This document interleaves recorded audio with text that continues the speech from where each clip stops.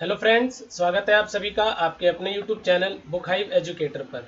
तो आज हम लोग 4 सितंबर के करंट अफेयर्स के बारे में डिस्कशन करेंगे।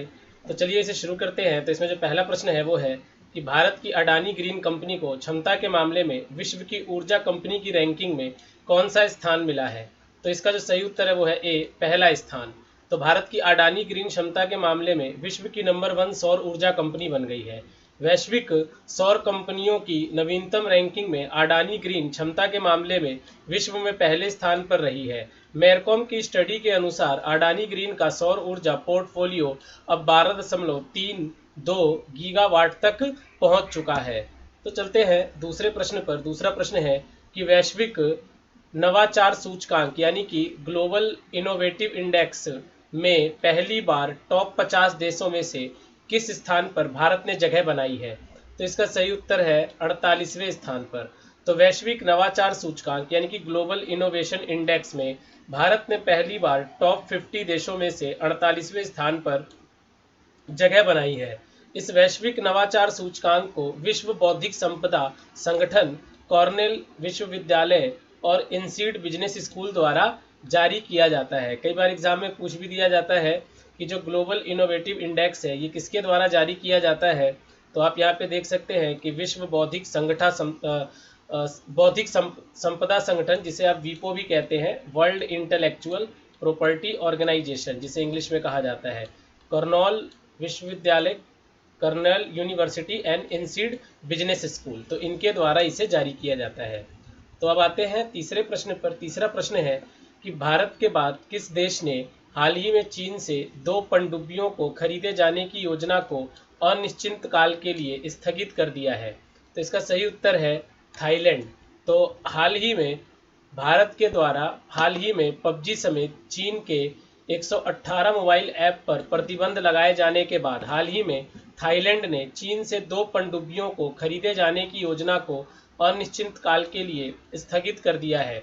थाईलैंड ने चीन के साथ जून 2015 में पनडुब्बियों की खरीद को लेकर सौदेबाजी शुरू की थी। तो आते हैं चौथे प्रश्न पर। चौथा प्रश्न है कि भारत की किस आईआईटी संस्थान ने देश के पहले independent school of artificial intelligence की स्थापना की है। तो इसका सही उत्तर है आईआईटी दिल्ली। तो भारत में आईआईटी दिल्ली ने देश के पहले independent school of artificial intelligence की स्थापना की है। यह देश का पहला एआई और आईआईटी दिल्ली के कैंपस में 6वां स्कूल होगा। इंस्टीट्यूट अगले एकेडमिक ईयर 2021 से इसमें पीएचडी प्रोग्राम के लिए एडमिशन शुरू करेगा। तो अब आते हैं पांचवें प्रश्न पर। पांचवा प्रश्न है Times higher education world university ranking 2021 में विश्व के टॉप 400 में से भारत की कितनी यूनिवर्सिटी को जगह मिली है। तो इसका सही उत्तर है 2 यूनिवर्सिटी। तो ब्रिटेन की Times higher education world university ranking में विश्व के टॉप 400 में से भारत की 2 यूनिवर्सिटी को स्थान मिला है। इस रैंकिंग में देश की कुल 63 यूनिवर्सिटी ने क्वालिफाई किया था। इस रैंकिंग में स्थान पाने वाले 2 इंस्टीट्यूट में Indian institute of science Bangalore और इंडियन इंस्टीट्यूट ऑफ टेक्नोलॉजी रोपड़ शामिल हैं। तो ये दो वो इंस्टीट्यूट है भारत के जिनको टॉप 400 की यूनिवर्सिटी में जगह दिया गया है। तो अब आते हैं अगले प्रश्न पर। तो छठा प्रश्न है कि भारत के किस राज्य की पर्वतारोही अनीता कुंडू को प्रतिष्ठित तेंजिंग नोर्गे नेशनल अवार्ड 19 के लिए चुना गया है।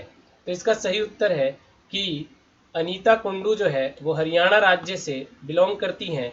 तो हरियाणा राज्य की पर्वतारोही अनीता कुंडू को प्रतिष्ठित तेंजिंग नोर्गे नेशनल अवार्ड 2019 के लिए चुना गया है। यह अवार्ड 29 अगस्त को एक वर्चुअल प्रोग्राम में भारत के राष्ट्रपति रामनाथ कोविंद के हाथों से दिया गया।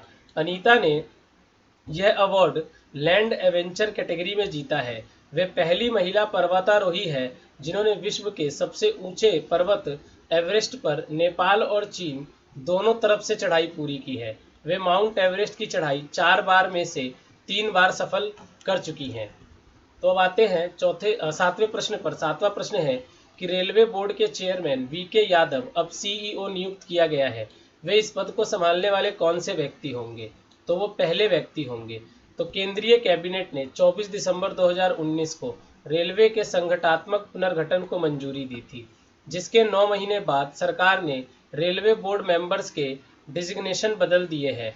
अब रेलवे बोर्ड के चेयरमैन सीईओ कहलाएंगे और इस फैसले के बाद रेलवे बोर्ड के चेयरमैन वीके यादव सीईओ का पद संभालने वाले पहले व्यक्ति होंगे।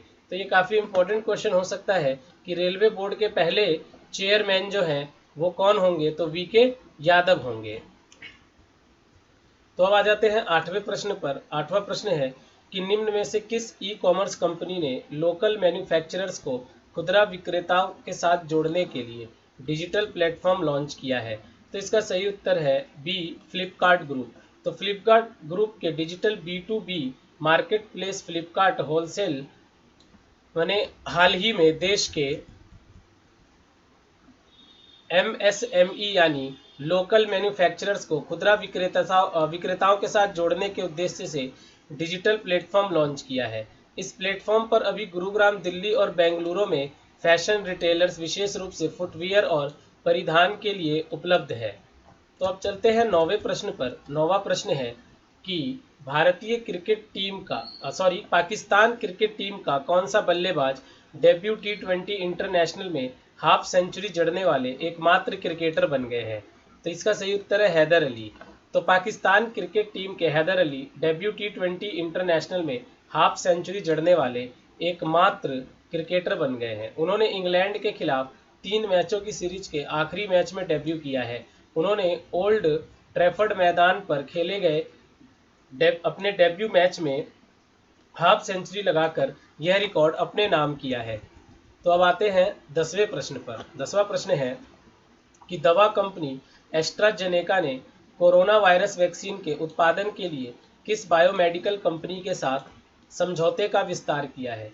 तो इसका सही उत्तर है बी, ऑक्सफोर्ड बायोमेडिका।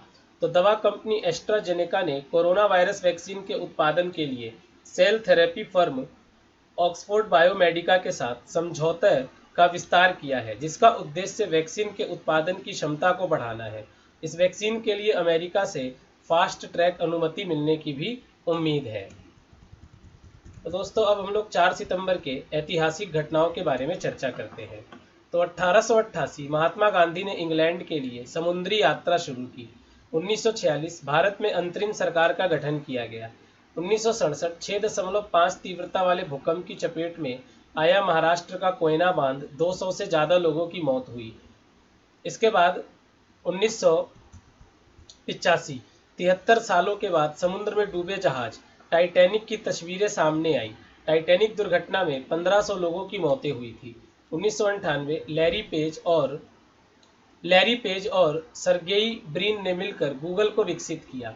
सन 2000 श्रीलंका के उत्तरी जाफना की बाहरी सीमाओं पर श्रीलंका सेना तथा लिबरेशन टाइगर्स ऑफ तमिल इल्लम के बीच संघर्ष में 316 लोगों की मृत्यु हुई। 2005 नेपाल के पूर्व प्रधानमंत्री गिरिजा प्रसाद कोइराला गिरफ्तार किए गए। 2006 ऑस्ट्रेलिया की मशहूर टीवी पर्सनैलिटी और पर्यावरणविद स्टीव इरविन का निधन हुआ। 2007 ईरान के पूर्व राष्ट्रपति अकबर हाशमी रफसंजानी को ईरान की सर्वोच्च धार्मिक संस्था का प्रमुख चुना गया। तो दोस्तों ये हमारे 4 सितंबर के करंट अफेयर और ऐतिहासिक बिंदु थे। तो आप लोग हमारे इस वीडियो को शेयर करें, लाइक करें और हमारे चैनल को सब्सक्राइब जरूर कर दें। तो मिलते हैं अगले करंट अफेयर के साथ। तब तक आप लोग अपना ख्याल रखें। धन्यवाद।